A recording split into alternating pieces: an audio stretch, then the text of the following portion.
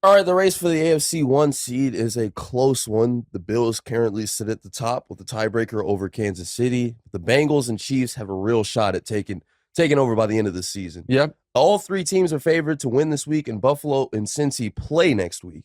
Buffalo is the favorite to be the number 1 seed, but you can get Kansas City at plus 130. Yep. And the Bengals at plus 700. Who are you putting your money on? Okay.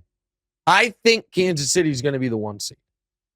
Kansas City has Seahawks, Denver, Raiders to end the season. And you think the Bills are going to lose to Cincinnati? I think the Bills are going to lose once. But let me walk through this real quick. I believe the Raiders come week 18 are going to be mathematically eliminated. So if the Raiders were playing for a playoff spot in week 18, that's a tough game. It's a talented Raiders team that only lost by 1 the first time they played Kansas City. But if they got mathematically eliminated the week before, which I think they will have, that's a much easier game. The Broncos stink, and the Chiefs are going to beat the Seahawks this week. So I don't think the Bills are going to go undefeated. They almost lost last week to the Dolphins.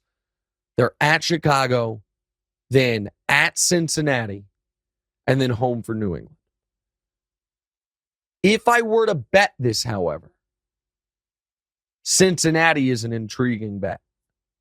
Because if Cincinnati runs the table, they just need Kansas City to lose once. The Bills will lose by definition if Cincinnati runs the table because they will have lost to Cincinnati. They would just, if Cincinnati runs the table, they need the Chiefs to lose once. So Cincinnati at 7-1 is the most intriguing value proposition, but I think the Chiefs are going to get it. It is going to be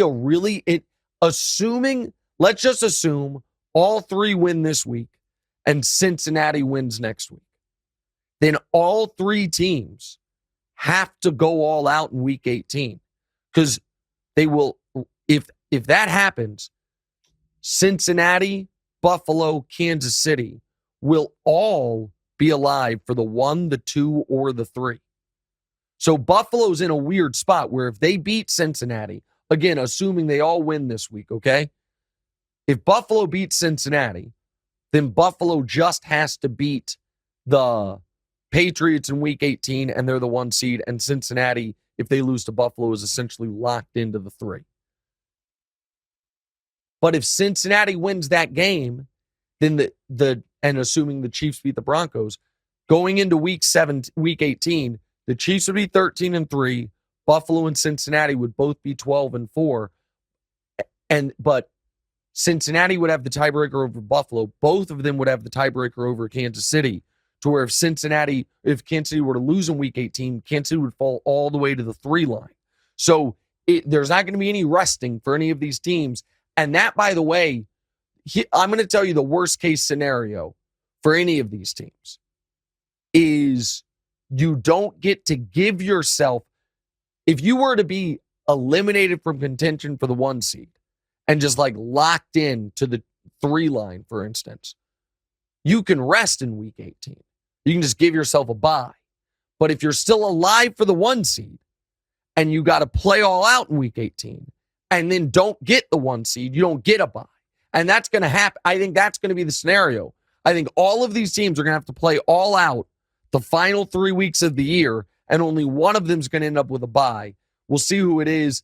Right now, Buffalo is in the pole position, but I don't think Buffalo's running the table the rest of the way. It's one of the most interesting races atop a conference that I can remember, with 3 teams not tied, but damn near tied, and 2 of them play each other in week 17.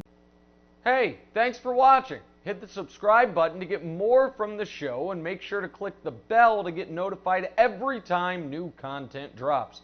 Check out full episodes of What's Right wherever you get your podcasts, or just click the link in the description below.